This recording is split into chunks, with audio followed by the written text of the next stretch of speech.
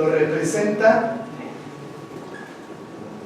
Dios, y también usa la expresión Padre. Y la palabra clave es elección.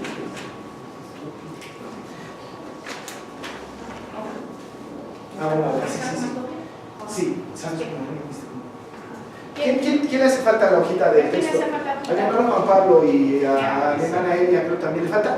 ¿No? Así tiene. Y sí, dos por favor. Bueno, tenemos el ahí, ¿no? Tiempo pasado lo que representa a Dios, también está como Padre, y la clave es elección. ¿De qué versículos a qué versículos podemos hacer esta distinción? Del 3 al 6. Versículos 3 a, yo le voy a poner 6a. ¿No? Cuando ve la Biblia 6a, 6b, 6a es 6 y la primera mitad, b es 6, la segunda mitad, ¿no? Eso es ya común entre nosotros, ¿no? Muy bien entendido. Perfecto, ¿eh? En esa primera lectura, ahorita ya tenemos un distinguido del pasado. Pero vamos a tratar de distinguir el presente.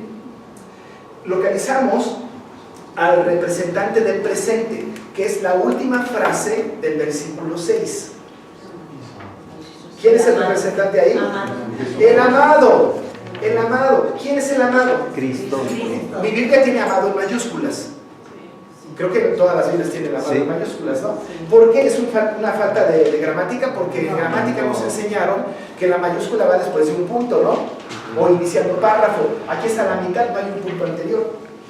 ¿Habrá un error? No. Lo que pasa es que está hablando de alguien, y ese alguien es quien había citado antes, que era Jesucristo. ¿No es cierto? Entonces dice allá, en el versículo 5, por ejemplo, en amor habiéndonos predestinado para ser adoptados hijos suyos por medio de Jesucristo, según el puro afecto de su voluntad, para la alabanza de la gloria de su gracia, con la cual nos hizo aceptos en el amado, que es Jesucristo. Por lo tanto, sí, hermano. En el 4 también se refiere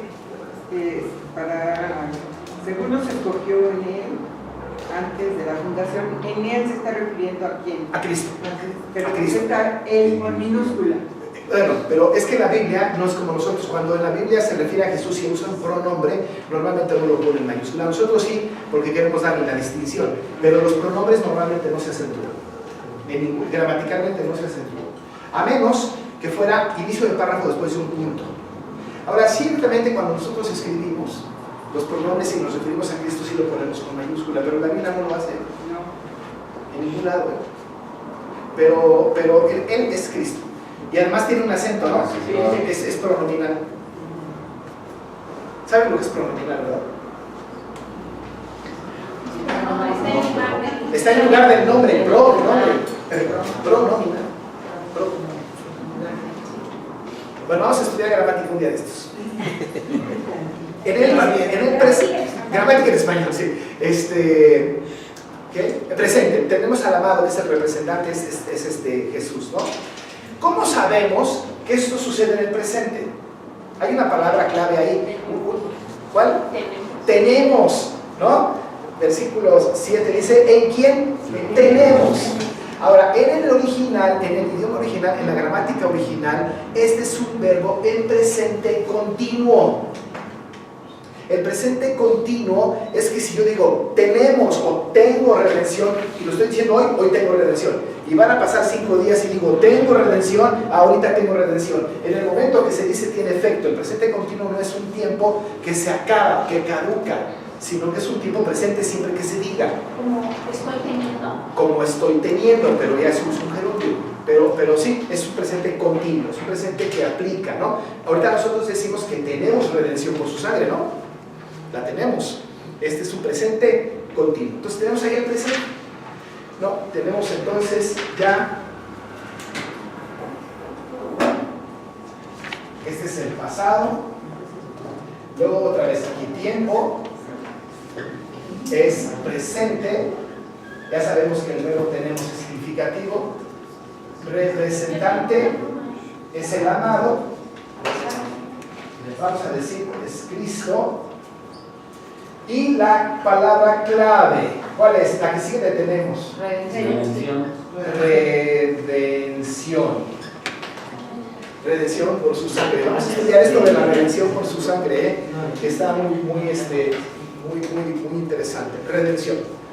Ya tenemos el presente.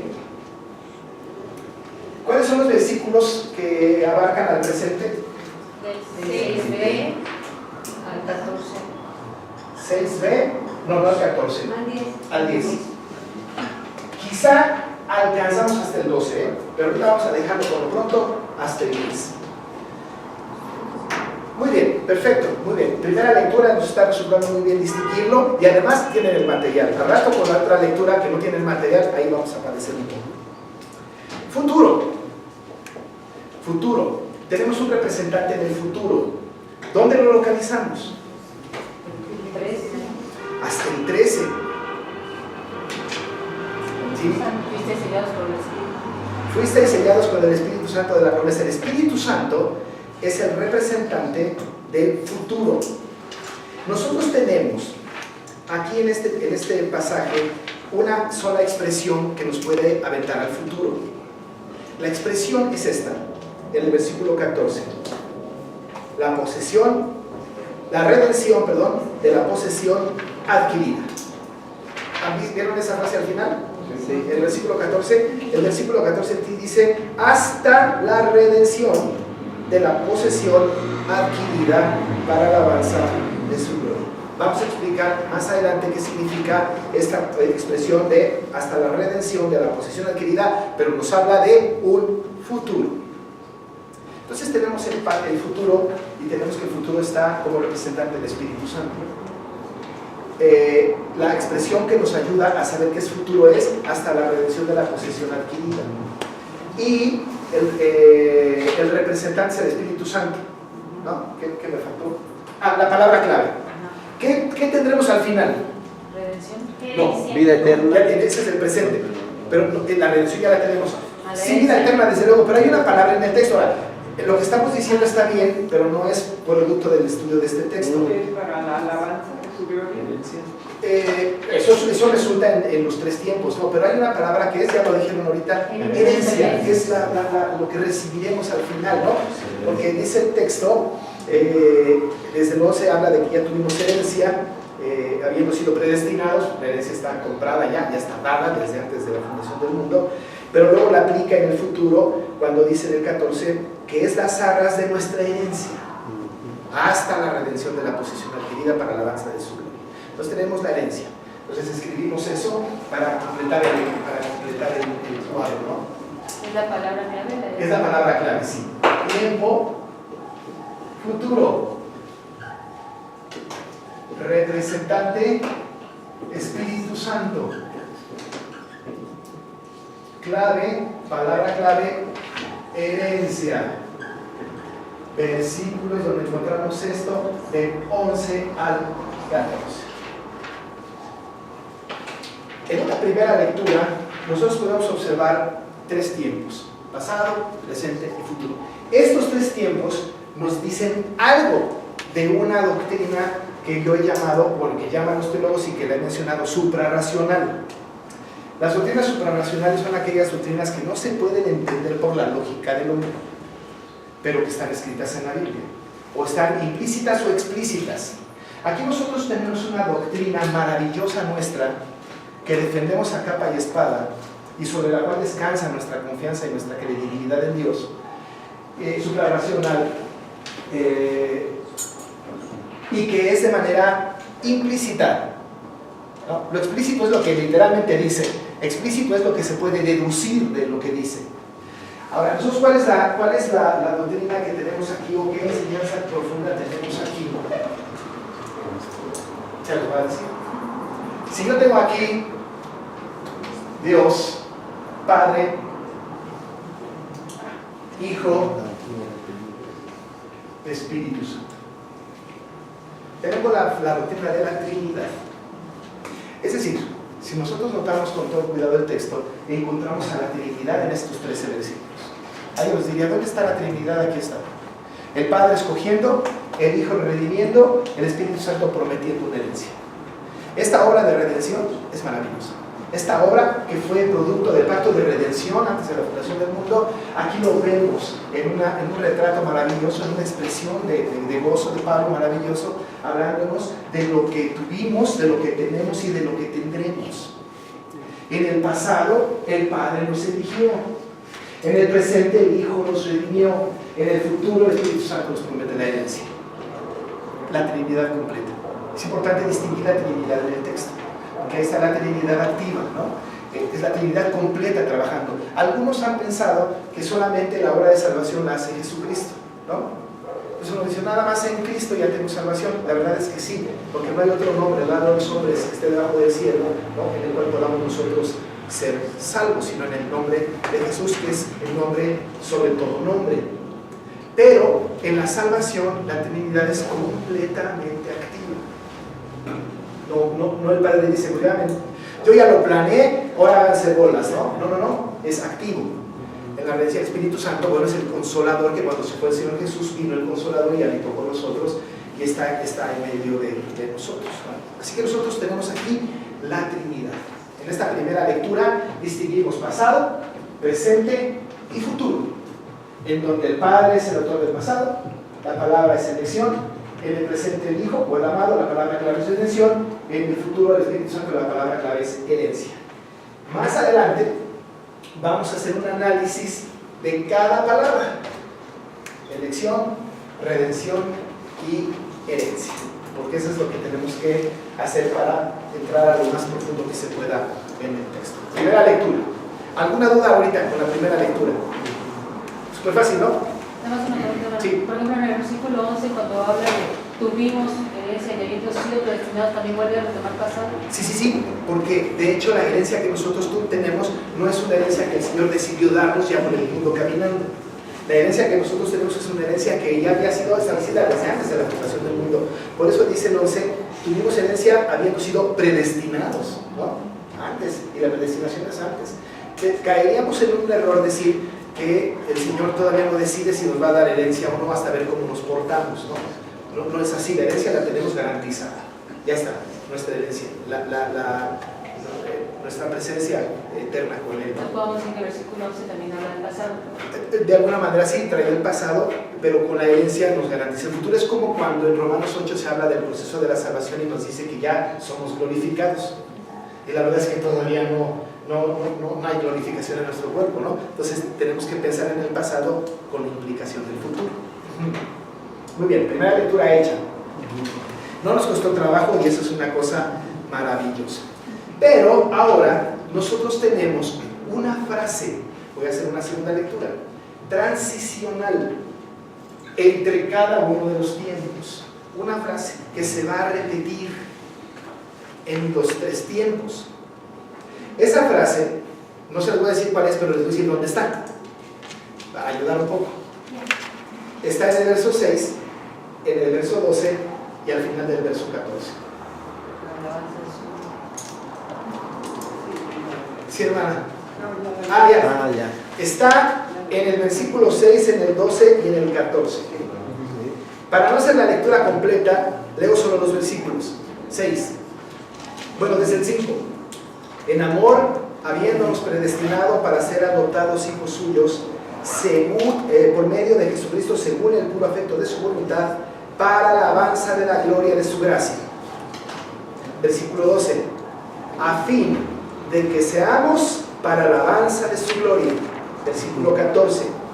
Que es las arras de nuestra herencia hasta la redención de la posesión adquirida para la alabanza de su gloria.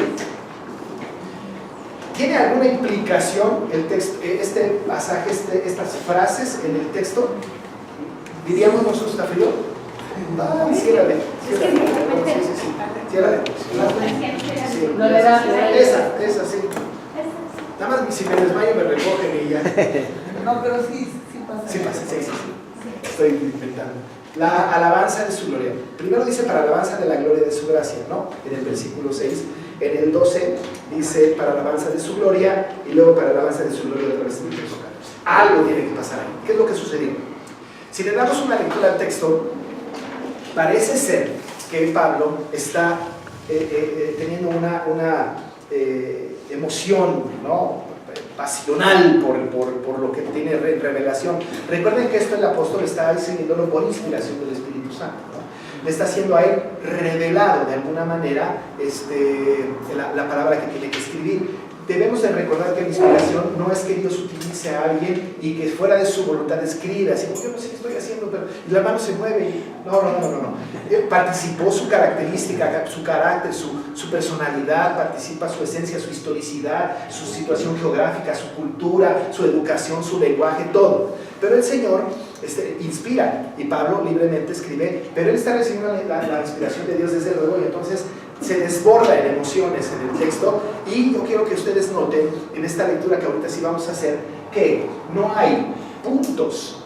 Desde el versículo 3 hasta el 10 hay un punto. Ahora, yo daba clases en la Universidad de Español para ejecutivos y decía, cuando una frase es muy larga y no tiene puntos, está mal escrita. Hay un problema de sintaxis muy serio, porque hay gente que no le gusta poner puntos, escribe, ¿verdad? Y no pone puntos. Entonces, si uno leyera sin puntos, se cansa, ¿no?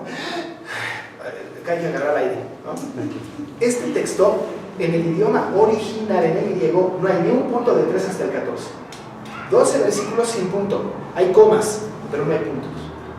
En la Reina Valera 60, que es la versión que tenemos, pusieron un punto después del versículo 10. Termina el 10 y hay un punto. Y luego siguen todas las ideas hasta el 14. Y creo que por allá en el 12 hay otro punto, ¿no?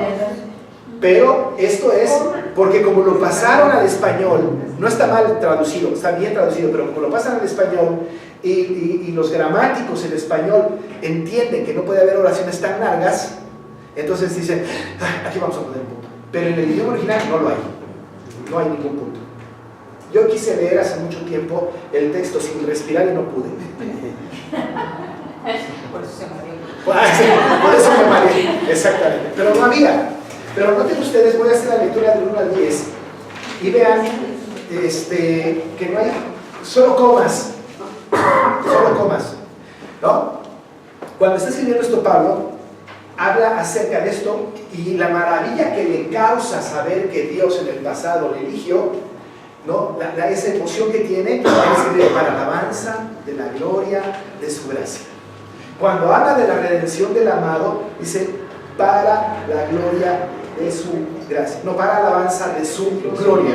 Cuando entiende que el Señor le ha prometido una herencia, termina diciendo para la alabanza de su gloria, ¿no? Es como cuando nosotros decimos gloria a Dios y después de una frase decimos amén, ¿no? Que así sea, gloria a Dios, ¿no? Alabamos al Señor, exaltamos al Señor, y esto es lo que está haciendo el apóstol Pablo después de cada día, ¿no? Noten ustedes la emoción de Pablo en la lectura del 1 al 10, se las voy a leer.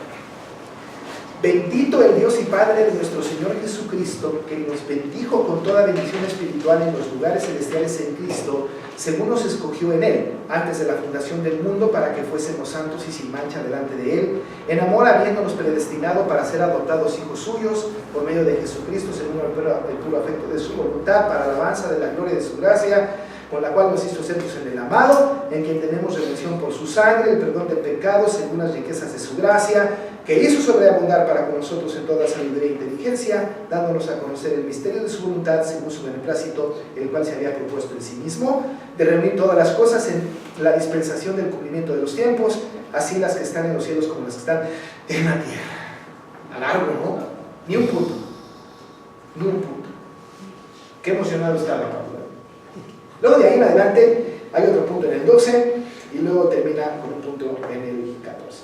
Notamos que no hay punto. La emoción de Pablo de estar escribiendo, ¿no?, lo hace escribir sin puntos. Esto nos da también una referencia directa de que quien escribió fue Pablo, porque si hubiera escrito Lucas hubiera puesto puntos, punto y coma, corchetes, paréntesis, itálica, subrayado, haría el 14, qué sé yo, hubiera hecho una escritura maravillosa.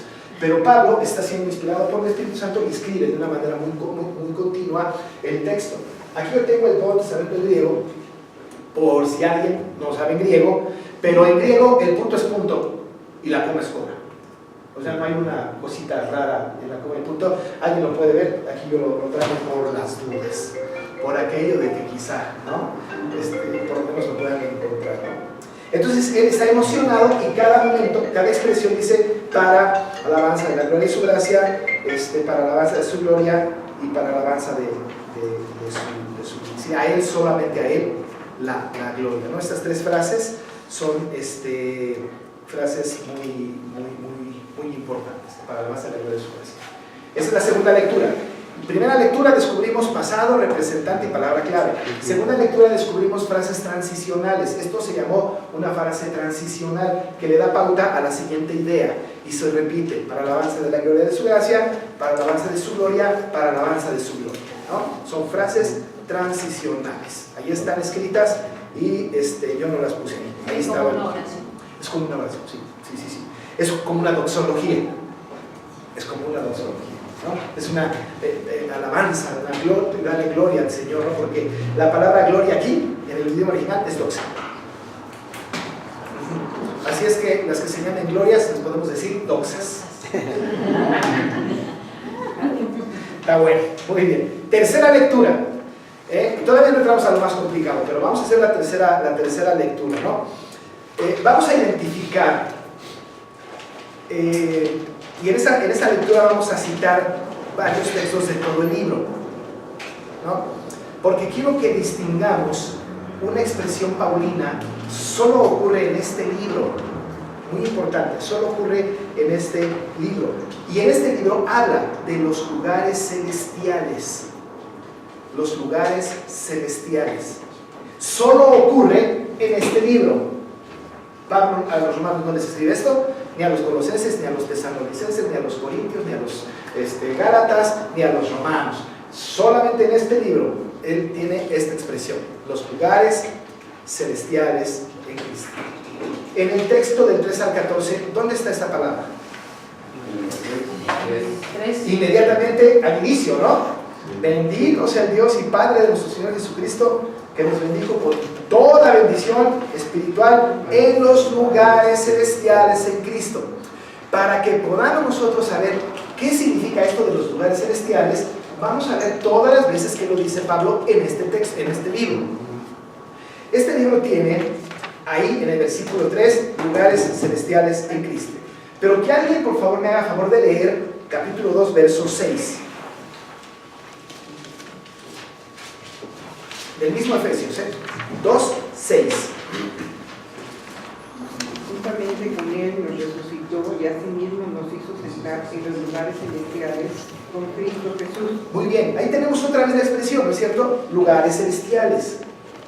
Traten de conservar de qué habló en el 1.3, a qué se está refiriendo en el 2.6, ¿no? Tratemos un poco de guardar esta expresión. Pero vamos a hacer otra lectura en el 3.10, capítulo 3, verso 10. Alguien distinto, por favor, que lea. ¿Sí? Para que la multiforme sabiduría de Dios sea ahora dada a conocer por medio de la Iglesia a los principados y potestades en los lugares celestiales. En los lugares celestiales. Ahí habla de otra cosa, ¿no? Uno puede sacar una conclusión fácil por el versículo 3, pero van a ver ahorita cómo la siguiente lectura nos va a sacar un poquito de balance. ¿Qué versículo fue, hermano? 3.10. 3.10. Pero van a ver este versículo que nos va a sacar un poco de balance. 6.12. A ver, hermano Fer. Porque no tenemos lucha contra sangre y carne, sino contra principados, contra potestades, contra los gobernadores de las tinieblas de